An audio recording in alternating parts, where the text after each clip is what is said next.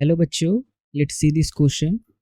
The question says, if the ratio of diameters, lengths and Young's moduli of steel and brass wires shown in the figure are P, Q and R respectively, then the corresponding ratio of increase in their lengths would be.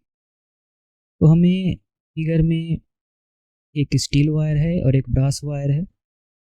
Steel wire से 2m मास का एक block ये connected है और इसी block से brass wire connected है जिससे एक 3m मास का ब्लॉक कनेक्टेड है.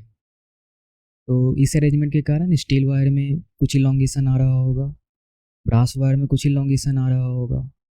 हमें स्टील और ब्रास वायर के लेंथ, डायमीटर और यंग्स मॉडुलाई में रेशियो दिया हुआ है. तो हमें फाइंड आउट करना है कि स्टील वायर और ब्रास वायर में जो लेंथ में इंक्रीमेंट हो रहा है उसका रेशियो क्या होगा. तो जो की कंसेप्ट इस क्वेश्चन में इन्वॉल्व होगा वो होगा Hooke's law of elasticity. Hooke's law of elasticity, यही हमारा कंसेप्ट यूज होगा. चलिए आगे इसको यूज करके हम क्वेश्चन सॉल्व करते हैं. हम मान लेते हैं कि ब्रास वायर के लिए जो ब्रास वायर का डायमीटर है वो डी बी है, ब्रास वायर का लेंथ जो है वो एल बी है और ब्रास वायर का यंग्स मॉडुलस है Y B. Similarly steel wire का डायमीटर डी एस है, लेंथ एल एस है और यंग्स मॉडुलस वाई एस है. तो हमें क्वेश्चन में दिया गया है कि diameter of steel wire divided by diameter of brass wire ये है इक्वल टू पी. तो यहाँ से हम कंक्लूड करेंगे कि diameter of steel wire is equal to P times diameter of brass wire. अब इसको रेडियन में कन्वर्ट कर लेते हैं तो डी एस डिवाइडेड बाई 2 यानी radius of steel wire is equal to P times radius of brass wire. तो यहाँ से हमारा radius of steel wire is equal to P times radius of brass wire. इसे हम इक्वेशन नंबर 1 कंसीडर कर लेते हैं. क्वेश्चन में हमें आगे दे रखा है कि length of steel wire divided by length of brass wire ये है Q. तो यहाँ से हम कंक्लूड कर सकते हैं कि length of steel wire is equal to Q times length of brass wire. से हम इक्वेशन नंबर 2 कंसीडर कर लेते हैं. और Young's modulus of steel wire divided by Young's modulus of brass wire ये रेशियो हमें दे रखा है R. तो यहाँ से Young's modulus of steel wire is equal to R times Young's modulus of brass wire. इसे हम इक्वेशन नंबर 3 कंसीडर कर लेते हैं.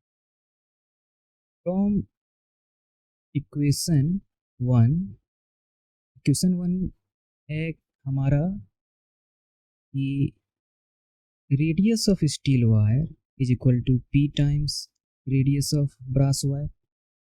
फॉर स्टील वायर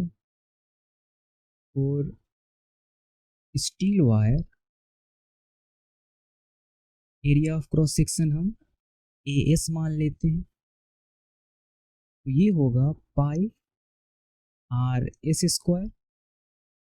अब आर एस के जगह हम रख सकते हैं P R B. A S की वैल्यू हो जाएगी pi P R B whole square.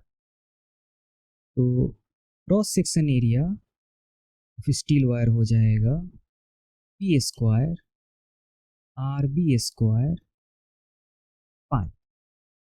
और ब्रास वायर का क्रॉस सेक्शनल एरिया हो जाएगा पाई आर बी स्क्वायर। तो अब जो हमारा फिगर का अरेंजमेंट है, जो हमारे वायर्स का अरेंजमेंट है फिगर में, वो कुछ ऐसा है। ये स्टील वायर है, ये 2m मास का ब्लॉक अटैच्ड है, इससे ब्रास वायर अटैच्ड है और इससे 3m मास का ब्लॉक अटैच्ड। तो ब्रास वायर पर और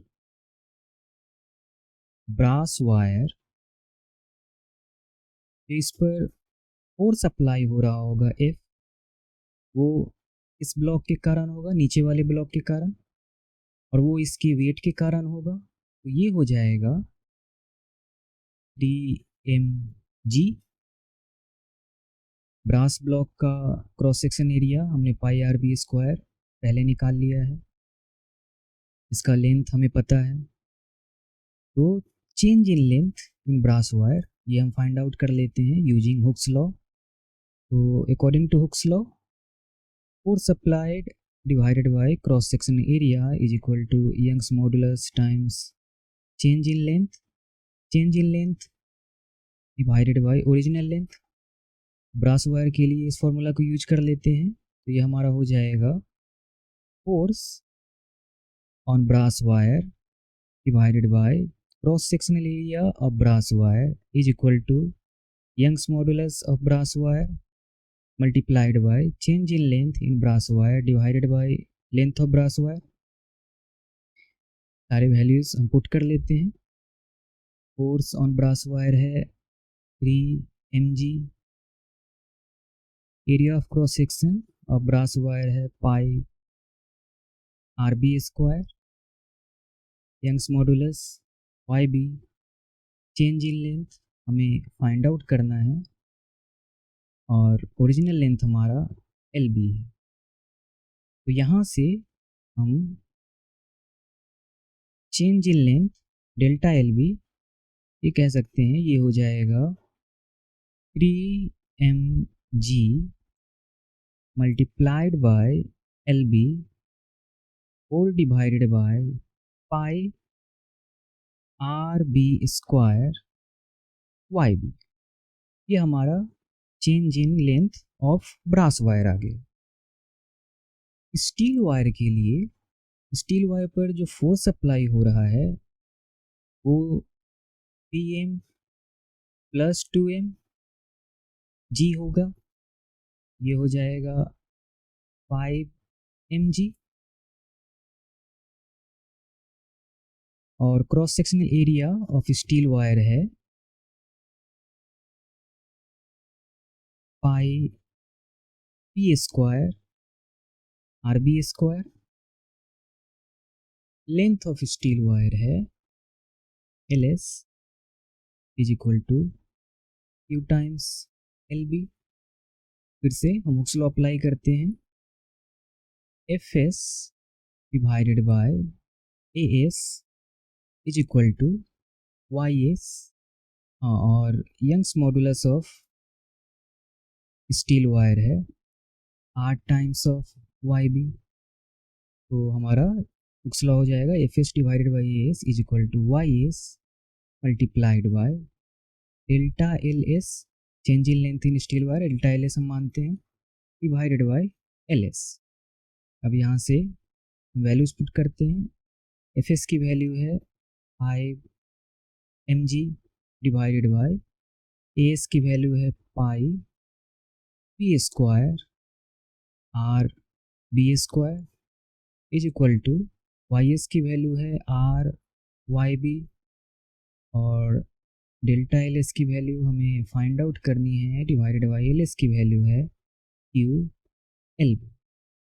यहाँ से हमारा delta L S change in length in steel wire हमारा आ जाएगा 5 mg multiplied by Q L B divided by pi P square R B square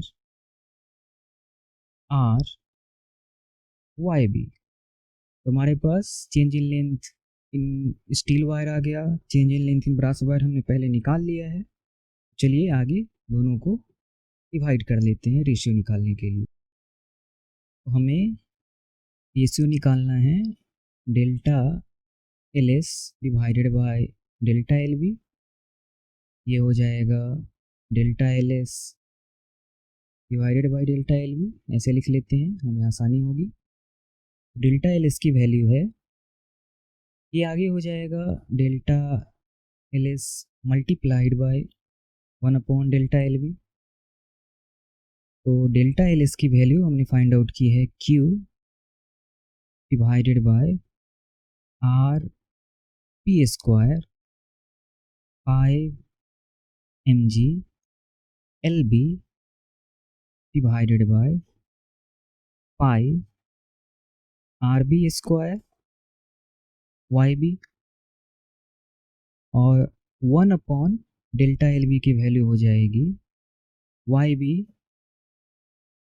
5 RB² divided by 3 mg L B.